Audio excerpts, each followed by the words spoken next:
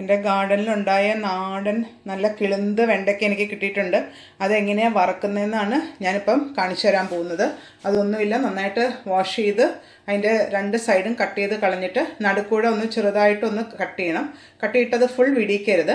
എന്നിട്ട് ഉപ്പും മഞ്ഞൾപ്പൊടിയും മുളക് പൊടിയും പറ്റിയിട്ട് നമുക്ക് വെളിച്ചെണ്ണയിൽ വറുത്തെടുക്കാം.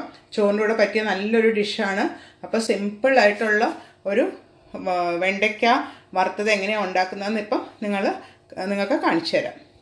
ഇപ്പോൾ വെണ്ടയ്ക്ക വറുക്കാനായിട്ട് ഞാൻ വെണ്ടയ്ക്കയൊക്കെ ക്ലീൻ ചെയ്ത് വെച്ചിട്ടുണ്ട്.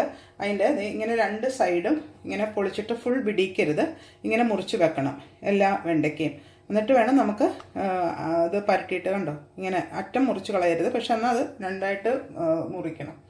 എന്നിട്ട് അതിനകത്തോട്ട് കുറച്ച് മഞ്ഞൾപ്പൊടി, പിന്നെ നമുക്ക് എരിവിന് ആവശ്യത്തിന് ഓരോരുത്തരുടെ ഇഷ്ടത്തിന്, ഞാനിപ്പോൾ 1 ടീസ്പൂണേ ഇടുന്നുള്ളൂ, മുളക് പൊടി, പിന്നെ ഉപ്പ്. ഇത്രയും പരട്ടിയിട്ട് ഇത് കുറച്ച് നേരം ഒന്ന് വെക്കുക. ഒരു 5 മിനിറ്റ് വെച്ചാൽ മതി.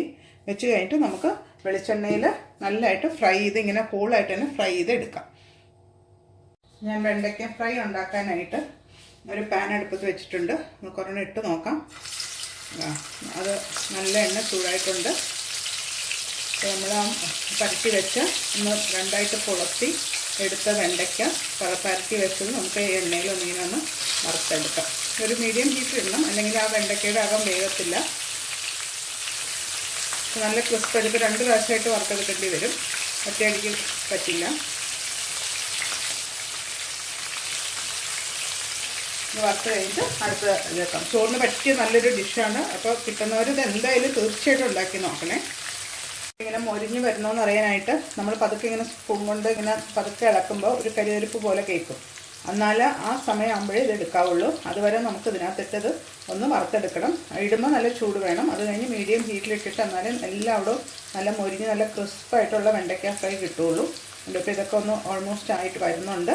ഇങ്ങനെ നമുക്ക് എല്ലാം വെണ്ടയ്ക്കയും വറുത്തെടുക്കാം. അത് കഴിഞ്ഞ് ഞാനത് പ്രസൻറ്റ് ചെയ്തും കാണിക്കാം. നിങ്ങളെല്ലാവരും ഒക്കെ ഒന്നൊരു ട്രൈ ചെയ്യുക. ലിസാസ് ഫ്ലേവേഴ്സ് എല്ലാവരും സബ്സ്ക്രൈബ് ചെയ്യുകയും ചെയ്യും.